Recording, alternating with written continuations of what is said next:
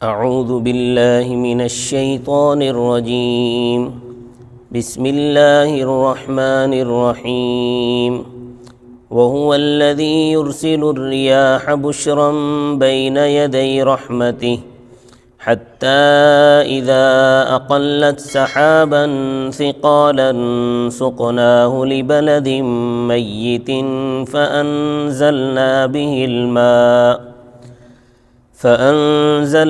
به الماء فأخرجنا به من كل الثمرات كذلك نخرج الموتى لعلكم تذكرون والبلد الطيب يخرج نباته بإذن ربه والذي خبث لا يخرج إلا نكدا كذلك نصرف الآيات لقوم يشكرون صدق الله العظيم۔ دو آیتیں آپ کے سامنے تلاوت کی ہیں۔ ان میں سے پہلی آیت میں ایک سوال مقدر کا جواب ہے۔ اللہ کی عبادت بیم و رجا کے ساتھ کیوں ضروری ہے؟ تو اس کا جواب قاعدہ یہ ہے کہ حل جزاء الاحسان الا الاحسان، نیکوکاری کا بدلہ نیکوکاری ہی ہوتا ہے۔ اللہ تعالیٰ نے انسانوں کی معیشت کا انتظام کیا ہے تو ضروری ہے کہ بندے ان کی بندگی کریں۔ ارشاد پاک ہے وما خلقت الجن والانس الا لیعبدون، اور میں نے جنات اور انسانوں کو اس لیے پیدا کیا ہے کہ وہ میری بندگی کریں۔ اس کی تفصیل یہ ہے، اللہ تعالیٰ نے زمین کے 3/4 پر پانی پیدا کیا ہے اور 1/4 ربع مسکون ہے، اور سمندر کی تہہ میں گرمی ہے۔ اس کے پیٹ میں اتنی شدید گرمی ہے کہ اس ہیٹ سے سمندر کا پانی ہر وقت کھولتا رہتا ہے، اس سے بھاپ اٹھتی ہے جس کو ہوائیں بہت آسانی سے اوپر لے جاتی ہیں، اور وہ اوپر اٹھ کر وہ بھاپ بادل بن جاتی ہے۔ پھر مونسون ہوا چلتی ہے اور اس رخ پر چلتی ہے جدھر بارش ہونی ہوتی ہے۔ فلکیات والے بھی اس کی خبر دیتے ہیں۔ پھر ہوائیں ان بادلوں کو اس سرزمین کی طرف ہانک کر لے جاتی ہیں جہاں ان کو برسنا ہوتا ہے۔ پھر جب بارش ہوتی ہے تو اس کی برکت سے ہر طرح کی پیداوار نکل آتی ہے۔ غلہ انسانوں کے کام آتا ہے، اس سے نکلنے والی گھاس پھوس انسانوں کے جانوروں کے کام آتی ہے، پھر ان جانوروں سے انسان فائدہ اٹھاتا ہے۔ سوچو اگر اللہ تعالیٰ اتنا پانی پیدا نہ کرتے تو بادل کہاں سے بنتے، اور اگر بادل نہ برستے تو زمین کیا اگاتی، انسان اور جانور کیا کھاتے؟ کیا اللہ کے اس احسان کے بدلے میں احسان ضروری نہیں ہے؟ اسی جوابی احسان کا نام بندگی ہے۔ پھر آیت کے آخر میں ایک ضمنی مسئلہ بیان کیا ہے کہ اللہ تعالیٰ بارش کے ذریعے مردہ زمین میں جان ڈال دیتے ہیں، اور یہ سارا نظارہ ہم ہر سال اپنی آنکھوں سے دیکھتے ہیں۔ تو اسی طرح مردہ انسانوں کو بھی قیامت کے دن اللہ زندہ کریں گے۔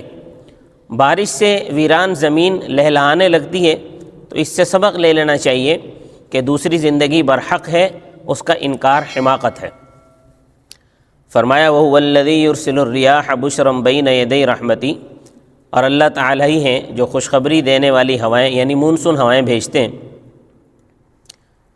بارش آنے سے پہلے۔ حَتَّى إِذَا أَقَلَّتْ سَحَابًا ثِقَالًا سُقْنَاهُ لِبَلَدٍ مَيِّتٍ، یہاں تک کہ جب وہ ہوائیں آسانی سے بھاری بادلوں کو اٹھا لیتی ہیں تو ہم ان کو خشک سرزمین کی طرف ہانکتے ہیں۔ فَأَنزَلْنَا بِهِ الْمَاءَ، پھر ہم اس علاقے میں پانی برساتے ہیں۔ فَأَخْرَجْنَا بِهِ مِنْ كُلِّ الثَّمَرَاتِ، بس ہم اس پانی کے ذریعے ہر طرح کے پھل پیدا کرتے ہیں۔ تو اس طرح اللہ تعالیٰ نے انسان کی معیشت کا انتظام کیا ہے، تو جو ظاہر ہے جو پالے پوسے اسی کی بندگی ضروری ہے۔ كَذَلِكَ نُخْرِجُ الْمَوْتَى لَعَلَّكُمْ تَذَكَّرُونَ، اب یہ ضمنی مسئلہ بیان فرما رہے ہیں۔ اسی طرح ہم مردوں کو نکالیں گے لعلکم تذکرون، تاکہ تم یاد کرو، یعنی نظیر سے حیات بعد الموت کو سمجھو۔ اب اگلی آیت میں ایک اور سوال مقدر کا جواب ہے۔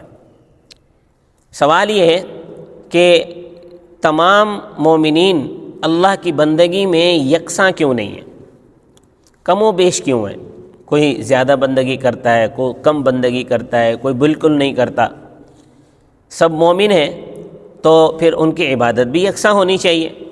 تو اس کا جواب یہ ہے کہ عبادت کی صلاحیت تو سب میں یکساں ہے، مگر عوارض میں اختلاف ہے، اس لیے سب عبادت میں یکساں نہیں ہیں۔ اور عوارض تین ہیں: نفس، دنیا اور بد عقیدگی کے حجابات۔ یہ بات ایک مثال سے سمجھیں، اللہ پاک نے ایک مثال سے یہ بات سمجھائی ہے۔ زمین جو ہے یہ یکساں ہے، اس کی زمین کی ماہیت میں کہیں بھی کوئی فرق نہیں ہے، مگر عوارض کے اختلاف سے پیداوار مختلف ہوتی ہے۔ جیسے بارش تو سب پر یکساں برستی ہے، لیکن کسی کھیت میں کھاد ڈالی ہے، کسی میں کھاد نہیں ڈالی۔ جس میں کھاد ڈالا ہے اس کی پیداوار مختلف ہوگی، جس میں کھاد نہیں ڈالی اس کی پیداوار مختلف ہوگی۔ اسی طرح ایک زمین زرخیز ہے اور ایک نکمی زمین ہے، تو جو زرخیز زمین ہے اس کی پیداوار اور نکمی زمین کی پیداوار مختلف ہوگی۔ اسی طرح ایک زمین ہے، اس پہ بارش برسنے سے کیچڑ پیدا ہو جاتی ہے، دوسری زمین ہے وہاں بارش برسنے سے پھل پھول اور پودے نکل آتے ہیں۔ تو زمین تو ایک جیسی ہے ساری، لیکن عوارض کے اختلاف کی وجہ سے یہ پیداوار مختلف ہو جاتی ہے۔ اسی طرح تمام مومنین میں عبادت کی صلاحیت یکساں ہے، مگر جب یہ حجابات جو میں نے ابھی بیان کی، یعنی نفس، دنیا اور بد عقیدگی کے حجابات، جب ان حجابات میں سے کوئی ایک حجاب بھی اگر آ جاتا ہے تو پھر عبادت میں کمی پیشی ہوتی رہتی ہے۔ تو اللہ تعالیٰ دیکھو کیسے نہج بدل بدل کر باتیں بیان کرتے ہیں تاکہ مومن بندے شکر بجا لیں، حجابات دور کریں، اللہ کی بندگی میں ایک دوسرے سے آگے بڑھیں، اور حجابات کو دور کرنے کے طریقے بھی علماء نے بیان فرمائے ہیں، تو وہ علماء کی مجلس میں بیٹھیں اور حجابات دور کرنے کے طریقے سیکھیں۔ تو فرمایا والبلد الطیب یخرج نباتہ باذن ربہ، اور زرخیز زمین کا سبزہ اس کے پروردگار کے حکم سے خوب نکلتا ہے۔ والذی خبث لا یخرج الا نکدا، اور نکمی زمین سے برائے نام سبزہ نکلتا ہے۔ اب یہ عوارض کا اختلاف ہے، زمین کی ماہیت ایک جیسی ہے۔ کذالک نصرف الآیات لقوم یشکرون، اسی طرح ہم پھیر پھیر کر اپنی باتیں بیان کرتے ہیں لقوم یشکرون، ان لوگوں کے لیے جو شکر گزار بننا چاہتے ہیں۔ اس آیت کو مومن اور کافر کے حق میں قرار دیا گیا ہے، مگر نکیدہ اور یشکرون سے معلوم ہوتا ہے کہ یہ آیت مسلمانوں کے حق میں ہے۔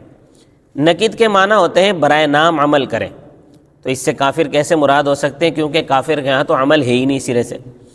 اور شکر گزار ہونا، یہ اعمال میں بڑھنا ہے، یہ بھی مومن کی نشانی ہے۔ تو یہ سوال کہ نزول آیت کے وقت تو چونکہ سب مسلمان اعلیٰ درجے کے نیکوکار تھے، تو پھر کیسے ان کو یہ سمجھایا گیا ہے؟ تو اس کا جواب یہ ہے کہ قرآن کریم میں قیامت تک کے احوال کی رعایت کی گئی ہے۔ تو اللہ تبارک و تعالیٰ کو تو معلوم تھا کہ بعد میں ایسے مسلمان ہوں گے جن پر حجابات طاری ہوں گے، کوئی دنیا کی محبت میں مبتلا ہوگا، کوئی اپنے نفس کا غلام ہو جائے گا، اور کوئی جو ہے وہ بد عقیدگی کے حجاب میں مبتلا ہوگا۔ تو جو ان حجابات میں سے کسی ایک حجاب میں بھی مبتلا ہوں گے وہ عمل کی راہ میں کوتاہ ہوں گے، تو ان کو اس آیت کے ذریعے سے اللہ پاک نے نصیحت فرمائی ہے۔ اب یہاں تک تو توحید کا بیان مکمل ہو گیا، اب اگلی آیات سے رسالت کا بیان شروع ہوتا ہے۔